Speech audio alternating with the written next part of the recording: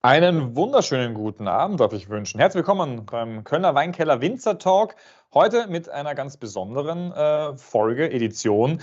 Unsere Entdeckung des Jahres, das Weingut Norina Pez aus dem Friaul, haben wir live zugeschaltet aus dem Friaul. Und mir mehr oder weniger gegenüber sitzt Angelica und Stefano.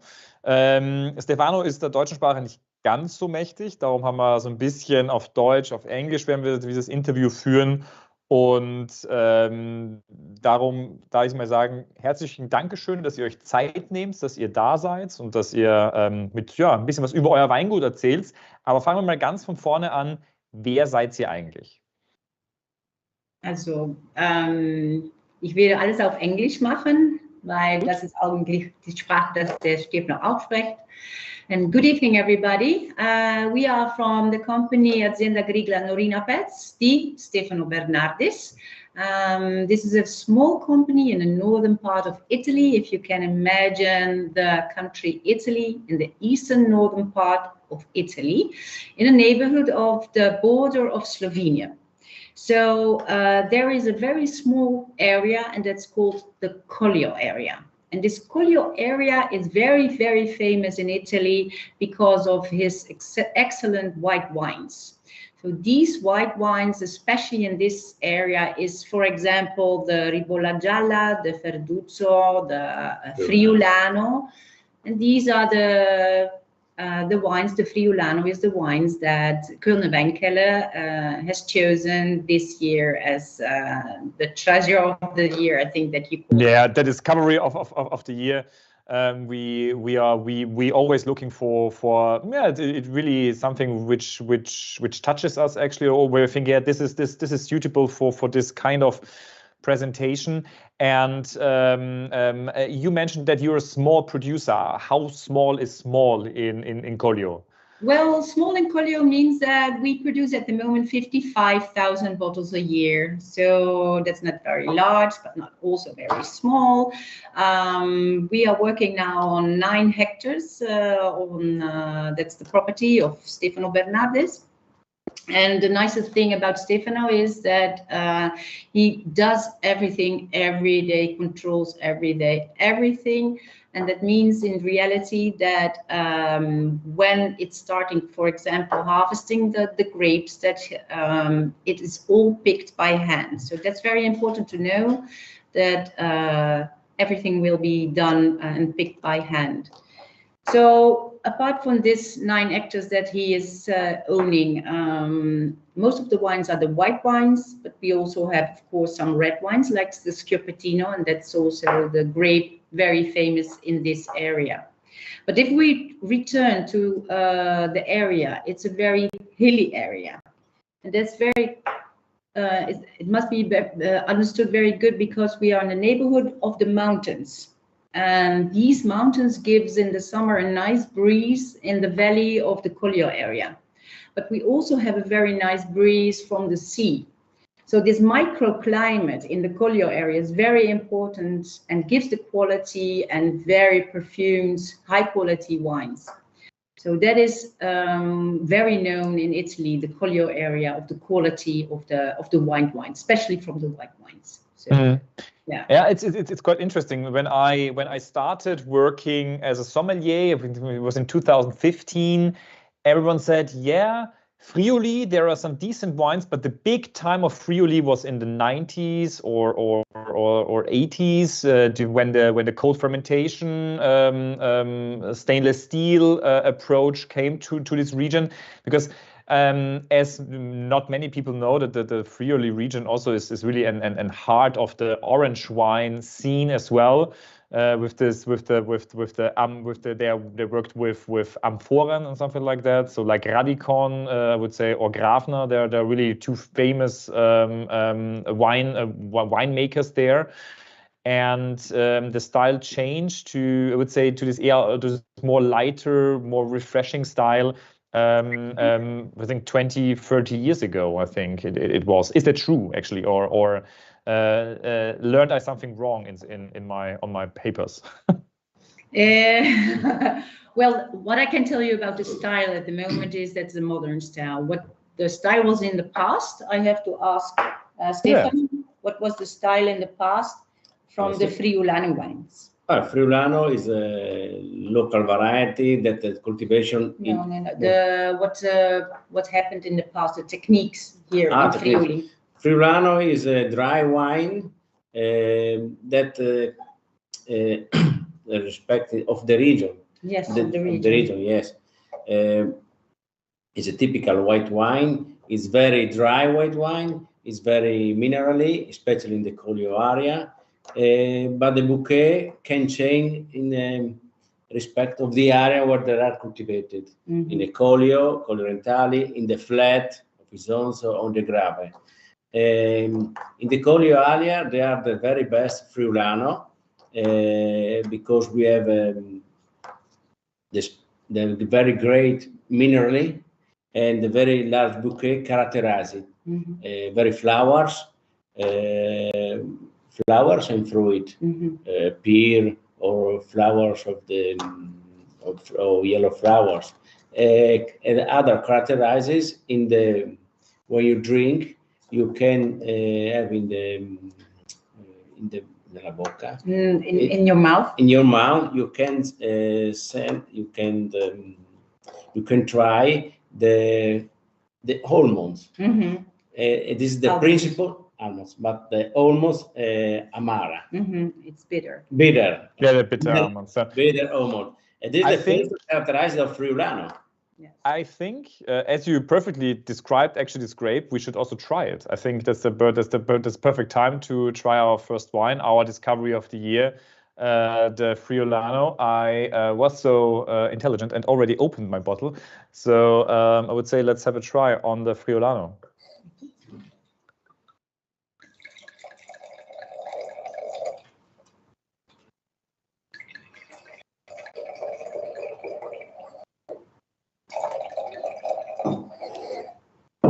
So what you people, what I would like to tell you all is that in the past, the Friulano was called Tokai. And the Friulano people, they may not write it on the label anymore. And the reason is that Hungary started a process against the Italian because they wanted to put Tokai on the label. So the Italians now are not allowed anymore to write Tokai on the label. But the funny thing is, when I am here in Friuli, is that the people here, they talk always about the Tokai. Sometimes they mention Friulano, but they're always talking about Tokai. And the funny thing is also that officially for the grape variety, for the DOC, is always written Friulano Tokai. Friulano people call it also Tokai Friulano everywhere, every day. Yes. Yes. They don't remember. No, but they may not put it on the label anymore. And the thing is also with Hungary, it's totally a different taste, totally different grape. So this process they had against Italy, it's a funny thing because at the end there are totally different two grapes, the Tokai. But anyhow, we have a beautiful name, and that's the Friulano. So it represents the Friuli people.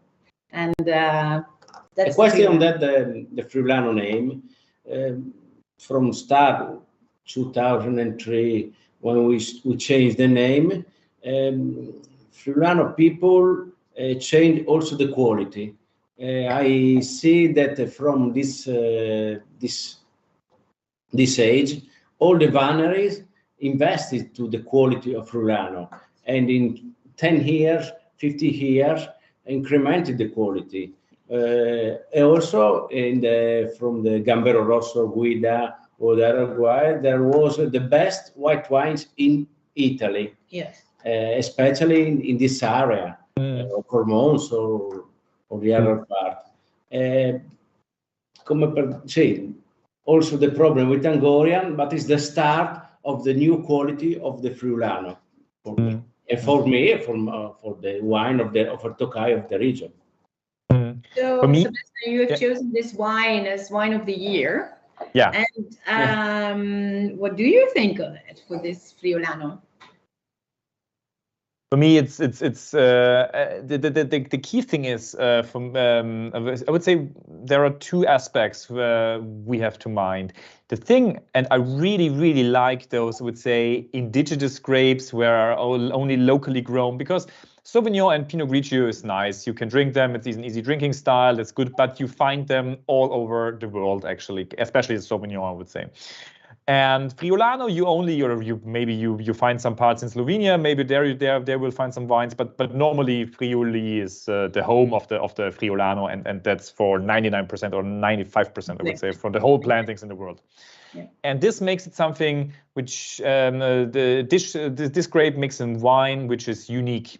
And I like unique styles because you can't copy it, and it's a taste of the region, and it tastes with the food from there, and it's such a perfect I would say example of a typical wine which is grown there. And this is for me and reason why why we from the Kölner Weinkeller like also to choose those wines which are not that renowned or even, that's why we say it, discovery for people, because I would say Pinot Grigio, Sauvignon Blanc, you can drink everywhere and there are decent ones out there. But if you drink always the same, it's getting boring. That's why we also want to say, hey, there is something more. And I think definitely that we find there's something more inside here. The Friulano, as Stefano perfectly described, is this kind of floral, this pear, this kind of white almonds, the bitter almonds, also in the nose. But also the end. At the end, definitely. Almonds you can taste. I also have to taste. I think not only to take a sniff. So I tell you a little bit during your tasting the wine, and you can tell me later what your opinion is about the wine. I'll tell you something about the story of the company Norina Pez. So his grandparents already started a long time ago with this company, and his mother and father at the end of the 70s decided to go further with only the grapes. So this is really the start of the winery of Norina Pez. So there was a little bit of discussion about his father and mother. What is the name? First, it was called the Bernardes, so the name of the last name of his father. But then afterwards, after a long discussion, they made it the name Norina Pez. And Norina Pez is the name of the mother of Stefano. And she carries now the name of the company, and she is always here around. She is receiving the people and tasting the wines, and of course she's very proud of the company. The thing is that Stefano, many years ago, studied as an oenologist to the University of Udine. And from then on, when he started as an enologist, already he had his experience, of course, in the winery from his parents. But when he became an enologist, he started to more focus on the quality of his wines. And he decided not to use any pesticides, any fertilizers in his vineyards. So what you all are drinking, or what you are drinking, is a very natural product. But I want also to tell you that here in the Collio area, sometimes it's rainy. So to avoid to use some products, you can't avoid it for 100%, because in some rainy years, you have to do something. So it's very rare to have biological wine producers in this area because of the microclimate over here. But in most of the years, he succeeds to avoid any chemical products or whatever. So if you are walking here in the vineyards, everything is a very natural, gives you a very natural feeling. And that's very nice. So this was a little story about the company Norina Pez. And your expression about the Friulano, you have tasted it, you smelled it. So. The thing is, this is for me a perfect wine which you can drink for it alone, but you can also pair it wonderful with. For me, it's like sometimes it's immediate in mind something like pasta vongole, something like that, with the mussels inside, with this creamy style, the friulano. This friulano, it's a perfect match. It's wonderful. Or when you had some cured meat, some cutleries or something like that, when you have this smoky meaty taste of a pig with this friulano, it's a perfect match. And this is why I really love this grape, or this really, I would say, for me, traditional taste of this region, because this kind of style, you would compare it maybe to some quite strong Pinot Grigio with a little bit more extraction, but also with the combination of an Riesling with the spice, with the floral taste, or with kind of this way. But that's the most beautiful. That's a very good thing of it. It's a friulano, and this is so typical. And this is when you get this in a blind tasting. For me as a sommelier, I always think about some examinations or something like that, and you get this one. It's absolutely sure that it has to be Italy and it has to be friulano, because it's such a unique taste, and this is what I really love about this wine. That it is unique, and additionally, this is really good about it. It has this perfect balance of body, of acidity, of the fruit flavors, of the not only primary, also the nutty flavors are there. There's much going on, and it's very long on the palate. You really feel the minerality, which sticks on the palate for a long time. And for me, it's a perfect wine which you can drink now, I would say nearly at the beginning of spring to the whole year. The whole year. But according to me, it's also a perfect wine for the sushi. Oh, really? With sushi? Yes. This one I can't imagine, but I will keep in mind, because it's very good with the raw fish, with the soy sauce. Interesting. Yeah, it could be working. Yeah, very nice. The taste of the friulano is very heavy, so heavy. It's dominant in your mouth. So with the sushi, it can be interesting. That's very nice. In Friuli, we prefer drink friulano with San Daniele ham. Yeah. Montaggio cheese is perfect, or with salame. Yeah. Salame.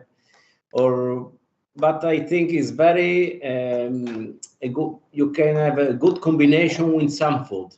Yeah. Because it's fruity, it's minerally, it's very rich of bloody. We can drink with white meat, or with eggs, with fish, or alone. Because if we drink alone, we have no problem. It's a perfect all-rounder. I always tend to say the food will match the wine, not the opposite. Yes, correctly. Yeah. I want to do anything. This friulano is made of 2 vineyards that we have, the oldest vineyard that we have in my farm. One vineyard have planted my grandfather in 1966. And then we have 55 years, 57 years this year. Yeah. Another one have 42 years.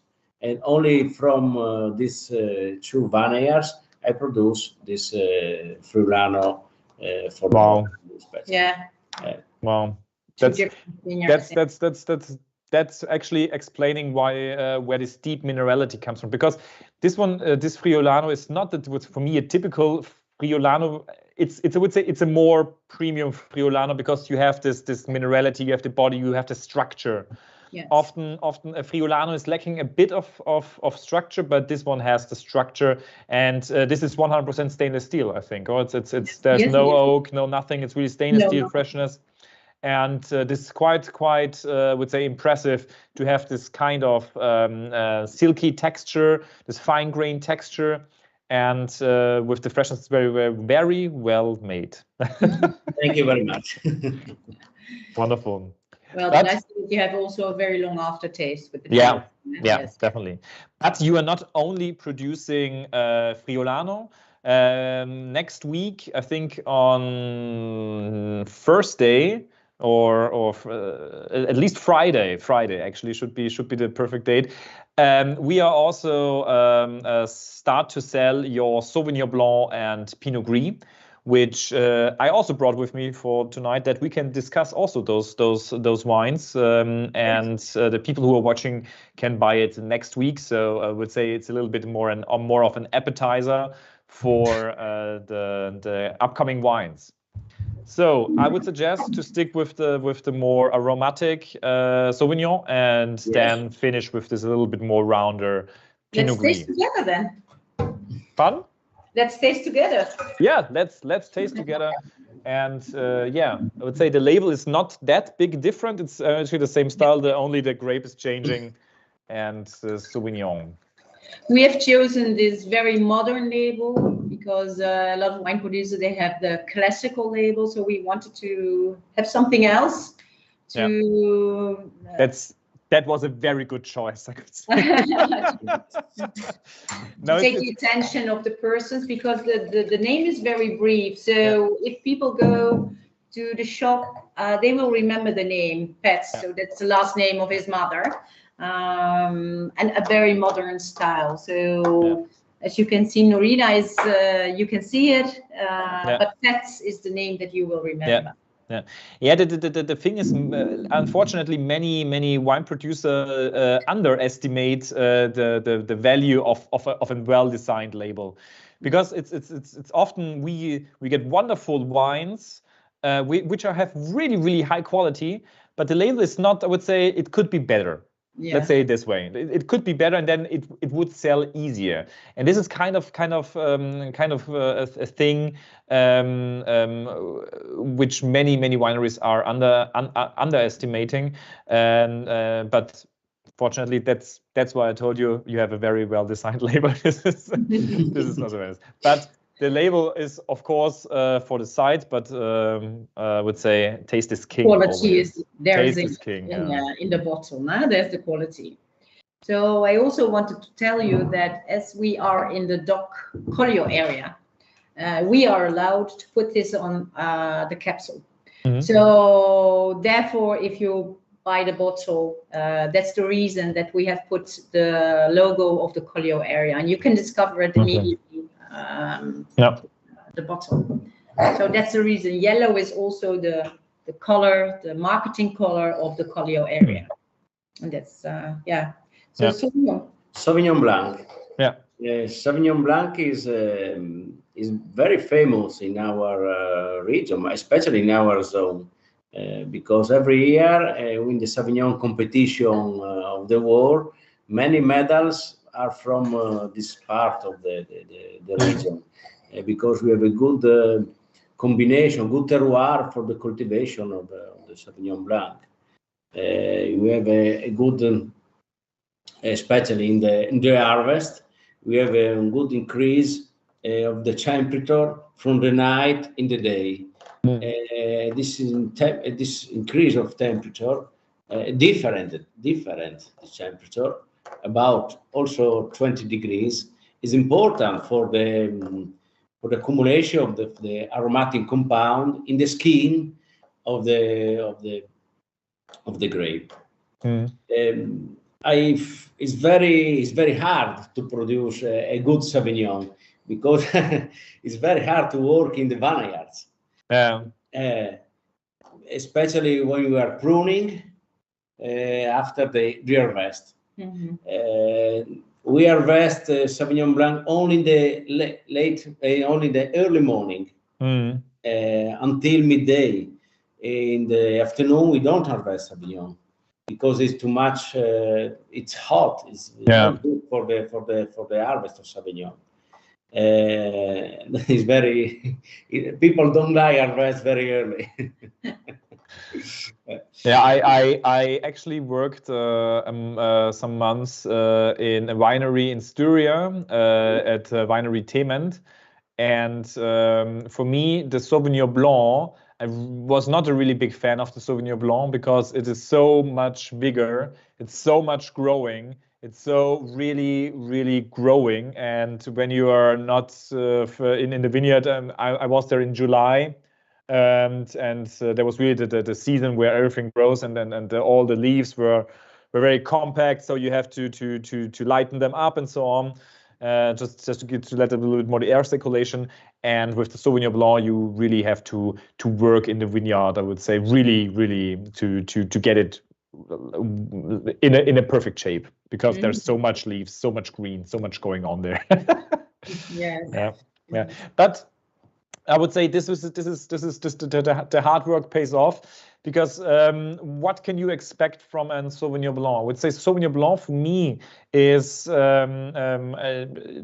are really a vast variation of different Sauvignon Blancs in the world, from the very cool, crisp Sancerre to this highly exotic example of Marlborough. And then we always have to think about the Bordeaux region with the oaky Semillon Sauvignon blends, which are also, would say, a different style of Sauvignon Blanc. And when it comes for me to the crisp, elegant, fresh, refreshing Sauvignon Blanc, Friuli is one of the key regions where I'm looking for, and this is actually what I expect from a Sauvignon Blanc from Friuli. It's crisp. It's fresh. You have this gooseberry style. You have this white currant. You have all this kind of refreshing, slightly underripe, exotic flavors, which gives an impression of this. Yeah, a little bit.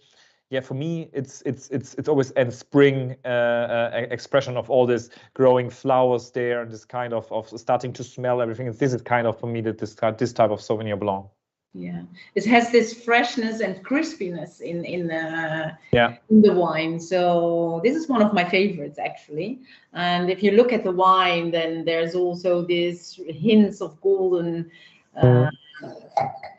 color in the wine. So for me, and also for Stefano, he wants to create the freshness in the wine of the Sauvignon Blanc, even though it's a French grape, of course.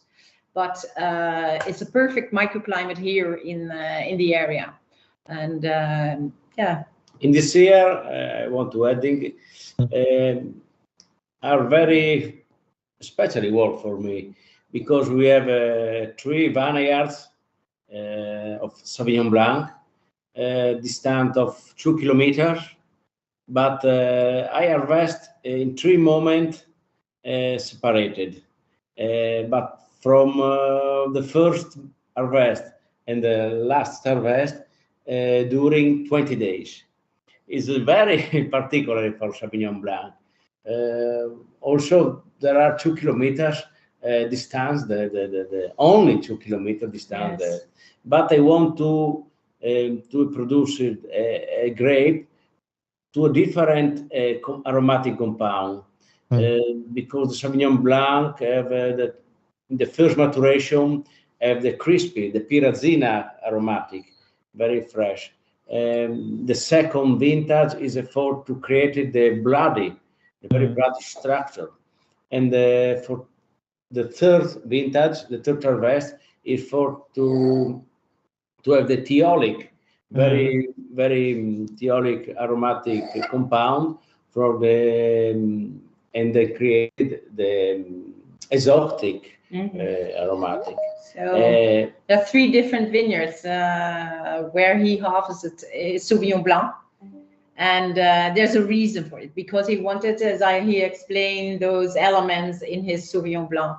So yeah, it's very interesting. Very interesting. So there was a difference of 20 days. 20 days. 20 days of harvesting of these 3 different vineyards. Okay. But all Sauvignon Blanc. Ah, okay. So I thought you're going in one plot 3 times. Ah, okay. So you have 3 different okay. Now, because then that the vineyards of Stefano, they are located on different places in Dolenja del Collio, with a difference, let's say max 2 kilometers. Ah, okay. Yes. Okay. And this is all. That makes more sense. Yeah.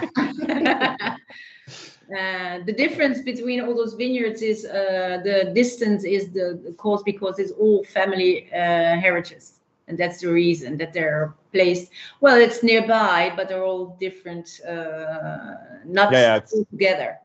Yeah. Yes. Compared to some other regions, it's actually really close. I know some regions where you really have to go 1 hour from one vineyard to the other side, and yeah, but this one is. But I definitely get. But then this all makes a little bit more sense to me. Yeah. Yeah, and I would say this is, as I mentioned before, it's a perfect example of a Sauvignon Blanc, and this is the kind of Sauvignon Blanc which, I'd say many. I think when it comes to Sauvignon Blanc, there are two options: you like the grape or you don't like the grape, because it's so specific with this green, with this lime, with kind of aromatic, which I actually like. Maybe it's because I'm from Styria as well, so it's grown in my blood, I would say. Yeah. But so I've really grown up with this type of wine. But for me, this is when it comes to for me Chilean food, like a ceviche with coriander or something like that, and you go with this kind of Sauvignon Blanc, it's a wonderful combination. But what would you pair in Italy with this Sauvignon Blanc? Is there something which you say is perfect, or maybe crostacei, shellfish. Yeah. Maybe also a combination with spargel, rice with spargel, or spargel cooked with eggs. Yeah. Maybe also oyster. Yeah. Because Sauvignon have aromatic very high, and you can combine with a food that have a very high sapore, taste. Yeah. That's absolutely true. Yeah, it's wonderful style. Yeah, it's a crispy, it's elegant, it's Actually, what we all need when it's getting hot again in summer, something more a refreshing style. Correct. Yeah, and last but not least, I would say in Germany, this is let's say one of the most sought after grapes. It's the Pinot Grigio, and I'm always pronouncing it wrong. It's the Pinot Grigio. Grigio. It's Grigio. Grigio. Yeah, I'm tending to pronounce the double E.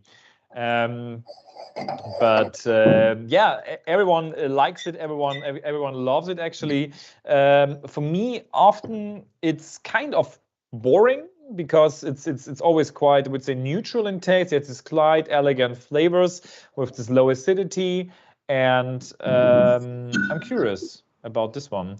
I think for me, you already see in the color, it's a little bit more, at least here at my place, it's a little bit more darker in style, a little bit more golden.